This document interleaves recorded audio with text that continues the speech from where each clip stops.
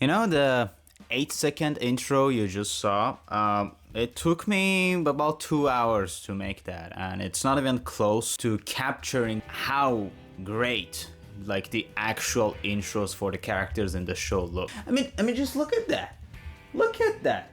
This has more personality than most entire shows, like from start to finish. Honestly, the entire thing is probably one of the biggest examples of stylistic lighting that I've ever seen. They pretty much like nailed the cyberpunk lighting aesthetic, and those suckers just could not stop taking advantage of it. Like there's a scene that they fight in an aquarium, digital aquarium, just because it looks cool, and then they do it again in a arcade, and then there's another scene where where like the two characters are standing in front of each other just waiting to beat it out, and the way they start the fight is by a lightning hitting the Ferris wheel in the background, which lights up the rain droplets so the fight could look like this. I mean, like, they're just taking the piss at this point. Like, I'm still wondering, how do you even come up with something this fucking cool? Honestly, I could sit here and gush about how absolutely fucking gorgeous the visuals are, like, all day.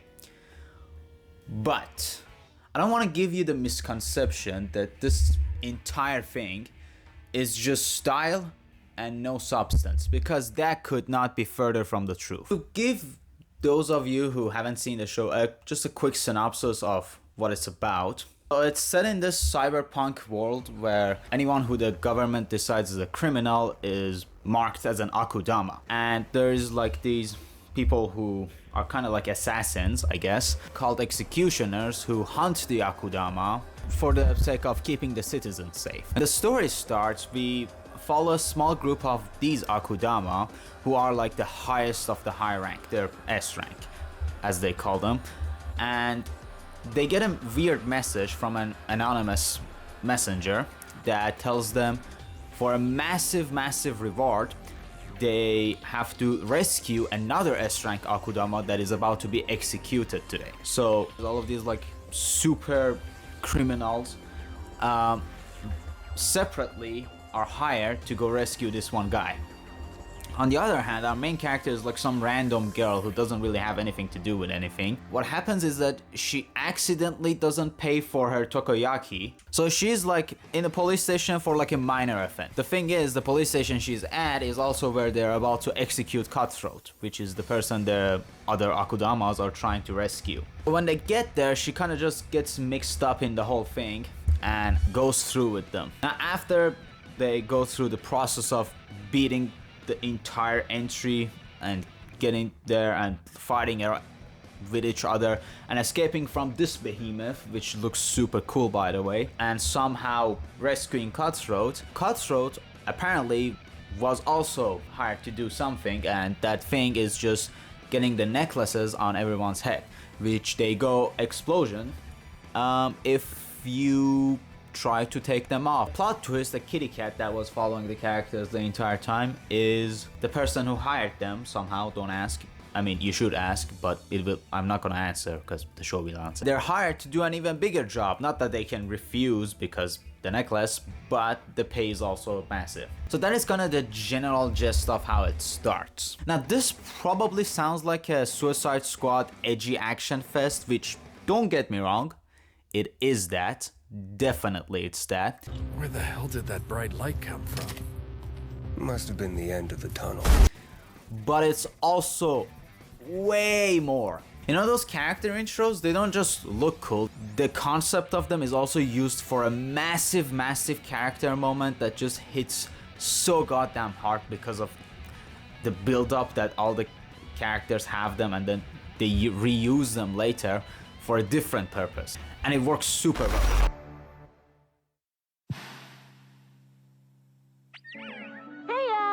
It's your pal, Bunny. And Shark! You're watching a super special educational program all about the fascinating history of Kansai. And the best part is, it airs 23 times a day, every day.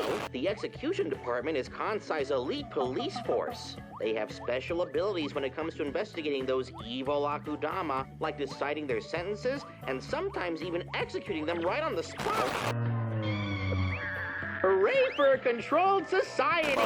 There is another piece of the show that is like a program that plays from episode 2. It plays like every episode, and it's just these two characters, Bunny and Shark, giving you some information about the world or the history or something along those lines, while also explaining stuff with a weird tone.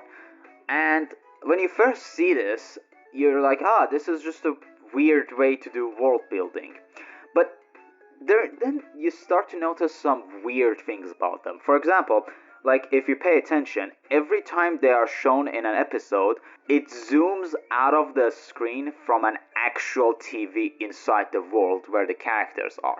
And you're like, that's weird. Why is it like... So it's an actual program that plays in the show. It's not just for us, the audience. It's a thing that exists within the world. And that alone should make it way more interesting. But then you also start to notice that they are really in favor of everything that the government does, and like it almost starts to seem like it's propaganda. And these characters are there to feed you information in a way that makes you believe certain things or see certain things in a very specific light. So these two combine, and a lot of other weird things that they say here and there, makes you really, really suspicious of what this is, and slowly start to realize what this actually could be. Which then slowly builds up to like a massive, massive, massive payoff that honestly goes over a lot of people's head, just because no one really expects a show like Akudama Drive to even have subtle world building that leads to a massive payoff like this. So for this specific instant, people just kind of go like, okay, and don't really even think about it. Akudama Drive is like a show that the entire anime community kind of watched as junk food. So of course the plot twist, that the build-up of it was Mushoku Tensei and Made in Abyss level of subtle world building, would go over most people's head. And yeah, no, you didn't hear me wrong. I did compare this show, which if you have heard about it, you've probably heard about it, or even if you have watched it, you always look at it as like some action fest, cyberpunk edge fest that you watch and you're done with. I did compare the world building to Mushoku Tensei and Made in Abyss, and for those of you who are more of an OG anime fan, it's actually the closest to something like Royal Air Force. But like I know 99% of you don't even know what that is. So yeah, Mushoku Tensei and Made in Abyss. Every single detail here is put with purpose. There's a lot to take in about the world, but things just happen. The show doesn't stop to explain them more than it is necessary. Like you're not gonna sit there be lost, but it's also gonna rely on you to notice a lot of the smaller things. You just get the general idea if you don't pay attention. There is so much shown. Like if you're a fan of show don't tell, and if you want something that does it, this is it. This is like the final boss. Well, no, but it's pretty up there. There's so much shown here without ever slowing down, and with the exception of the one plot twist that I mentioned, you don't really need to pay attention. Like here's the cool part. A lot of the times when a show like this wants you to pay attention, think of Perfect Blue, you kind of need to pay attention to even get what's going on, even when it's really, really good. One of the biggest strengths of Akudama Drive is that it makes you really, really understand the plot without you having to understand the small bits that are like here and there. Like, as an example, there's a show airing at the same time that I'm writing this called Metallic Rouge, and I think it's pretty solid, but a lot of people hate it because you kind of need to pick up on all the smaller stuff, all the dialogue, all the world building, and like kind of decipher what the keywords mean and all that, just to get the basic understanding of what even is going on. And even if you do pay close attention, you're still gonna be confused about quite a few things. The strength of Akudama Drive is that what it does is that it gives you the general idea of the world, and you follow a specific plot relating to the characters and how they affect the world. So even if you don't like get a full picture of the entire setting because you didn't pay close enough attention to get all the small details, it doesn't really matter. You still get the plot that is going on because you understand what the character's role is in the world. So even if you don't understand the world fully, you understand what the characters are doing inside of it. So it doesn't really ruin the show for you. But if you do pay attention, then you'll be massively rewarded. The entire thing is gonna make you realize just how much better the world building is than what you thought. By the end of it, when the plot points of the characters and the world mishmash together in like a massive event that is the climax, then you will have like such a larger appreciation for what the entire thing was building up to if you notice those small details. So while you would really like it even without paying attention, if you do, it will massively reward you. That means is that it's a great show for casual fans, and it's an even better show for anyone who looks for those kinds of things. It should have been a show that kind of hit for everyone and was amazing for everyone. But, as I said earlier, it might have been a little too good at being casual friendly, in a regard that no one even bothered considering that there is a lot of detail and cool stuff here other than the surface, which is a very fun and emotional action ride, which is fine. Like, the show has a fine rating and is finely received, and most of the people who watched it liked it. But a huge portion of it, which, as I said, mostly relates to the world building, was something that people didn't even think about, because we're like, this was a fun action thing that I watched in 2 days and I'm gonna not forget about because it's a very unique show, but like you kind of just think of it as that one fun action show. No one really looks deeper. Like, for example, I think people have a higher appreciation for the world building of John Wick. The thing is, John Wick's world building is actually weaker than Akudama Drive's, and Akudama Drive also offers a lot more, albeit arguably the action of John Wick is unmatched even by a show as good looking as Akudama Drive. But the truth of the matter is that I think even though John Wick has a lot less of cool details and small bits of world building and overall is worse at doing it, people have a higher appreciation for it just because it was popular enough for a lot of people to point it out and be like, look, this is good. This is good world building. This is good attention to detail. This is good show don't tell. John Wick had the pleasure of people being out there to tell others, this is good shit. Appreciate it. And Akudama Drive just didn't have that. Even though, as I said, it was better at doing it than even John Wick. For a second, I'm gonna talk about like another thing that this show does amazingly, which is symbolism. A lot of people think symbolism has to be like something super deep or complex that you can't have unless you have Rick and Morty fan IQ or something.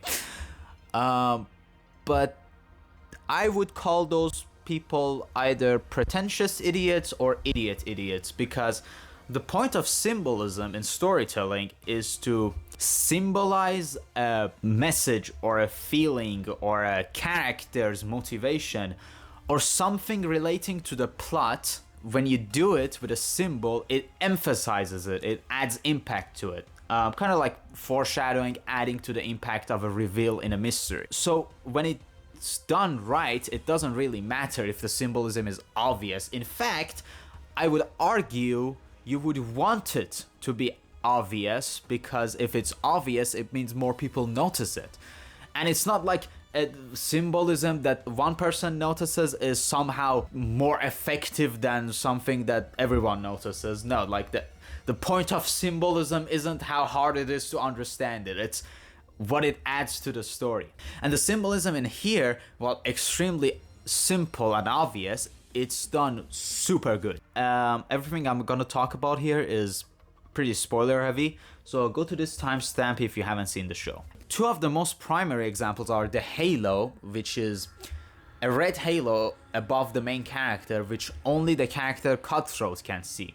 And he's kind of waiting for the halo to get as big as possible because he's obsessed with red, so he can attack her. But the thing is, the halo grows as time goes on because it's a representation of the main character, who was an ordinary person, slowly becoming similar to the Akudama. So as she goes on and as she slowly embraces the swindler that was her nickname, the halo also grows until Cutthroat can't take it anymore and attacks her. And that is just fantastic foreshadowing for, one, the ending of the show, two, the entire personality of Cutthroat, which is being obsessed with red and then being obsessed with her and then looking above her hair. That color choice. Sorry, but I'm not sure that I understand. Beautiful. Who? Me? No, I'm not. I'm completely average. It's settled. You're mine. It's just so masterfully built up to then lead to a plot point, which is him attacking her, which is a really cool plot point, by the way. And that is just beautiful. It's like it does so many things at once so easily. And another one that is pretty obvious is the Christ symbolism at the end of the show, where the main character purposely makes the executioners kill her for the sake of creating an uprising for the people, which, to be fair, is kind of a lie, because she is tricking them into thinking she's sacrificing herself for that reason, but she's actually also lying to them. So in a masterful way, not only is she swindling them into thinking that she's sacrificing herself, and the symbolism emphasizes that, but also in a way she is really doing it. So it's like a triple meaning that like works together and like contrasts with itself. And it's also beautiful ironic writing that Swindler, who was an ordinary person at the start of the show, is the one that creates an uprising that for the most part benefits the people to rise up against a clearly extremely corrupt government. I stole goods from the revered Shinkansen's vault.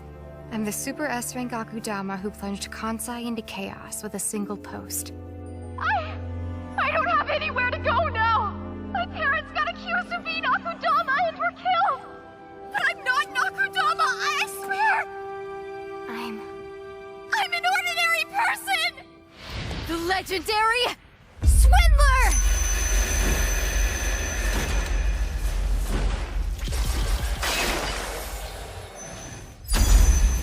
Akudama Drive as a whole isn't just good at everything it does. It exceeds at fucking everything. It has near unrivaled world building. Its style is, for the lack of a better word, what I would describe as fucking peak. Its soundtrack is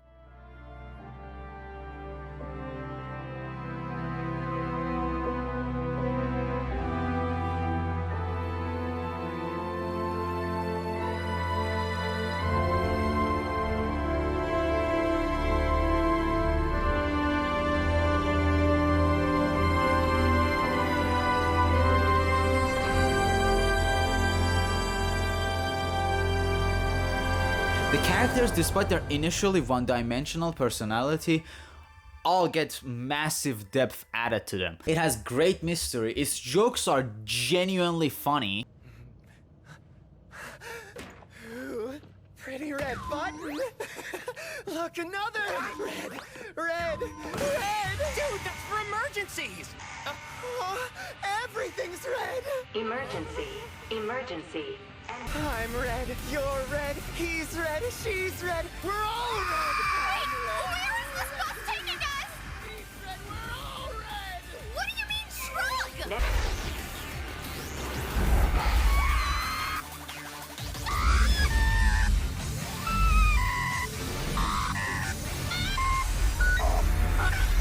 The dub is legendary status. Like, personally, unless you hate all dubs, I seriously suggest you watch this one in English. Well, it ain't a mill. But I think I'm gonna enjoy this!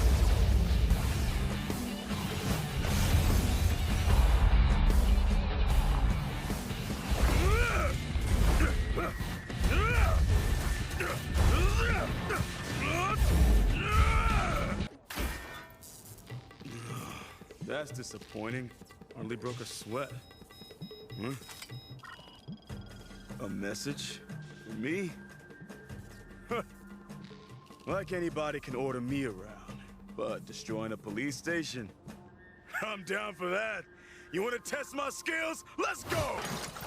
It's a fantastic thriller that laughs at the thought of you mentioning the word plot armor. It's more emotional and tragic than most anime that built their entire identity around that. It's unpredictable, like really unpredictable. Like I'm saying, okay, small spoiler warning, skip 5 seconds. There is a plot twist when the moon is fake because it was destroyed in war.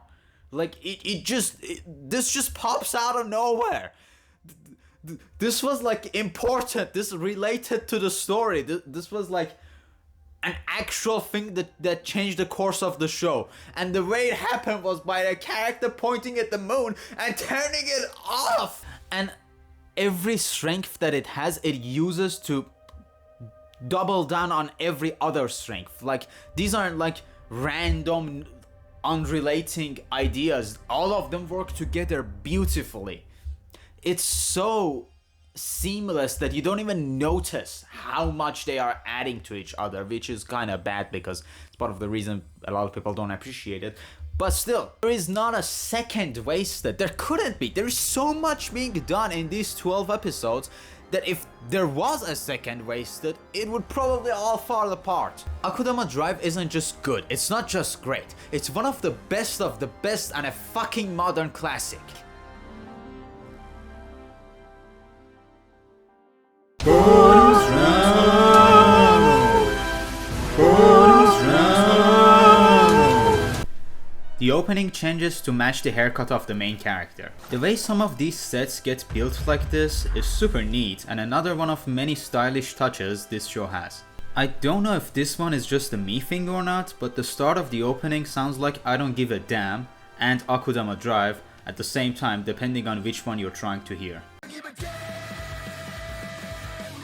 You have probably noticed how good the design of the characters that we follow are, but even the background characters that don't do anything all have distinct clothing and designs that really makes the city feel more alive and real. If you haven't already, I seriously suggest you watch the show in Blu-rays.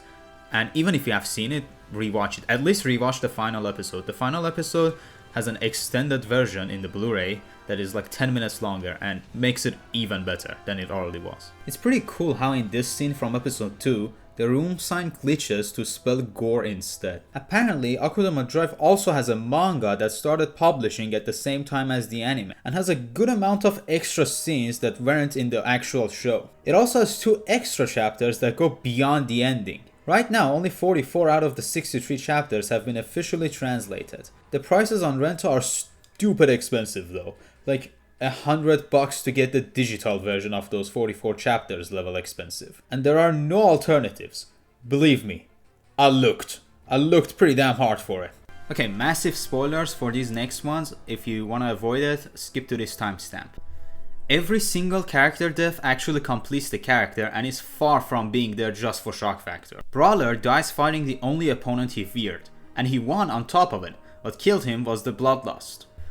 Hoodlum died by finally becoming his own person and not being someone else's yes man. Doctor died because she couldn't control the pawns she was using, making her downfall the very thing she desired.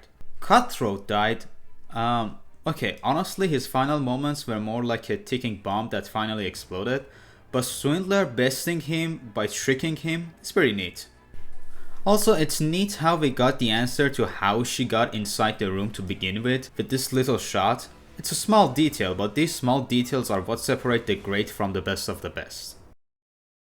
Courier died while proving that he would die not to fail a job, which was a question asked of him by Swindler earlier in the series.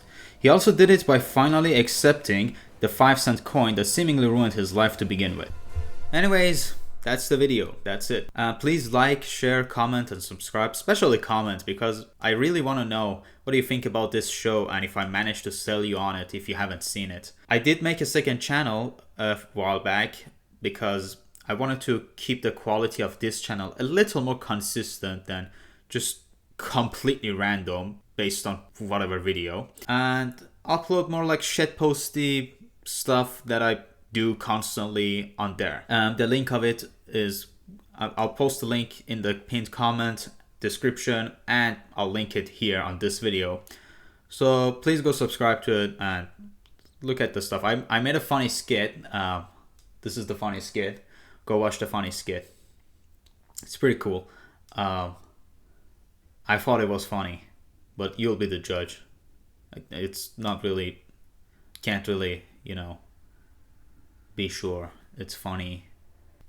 Anyway, I'm just rambling for no reason. That's all it is. See ya.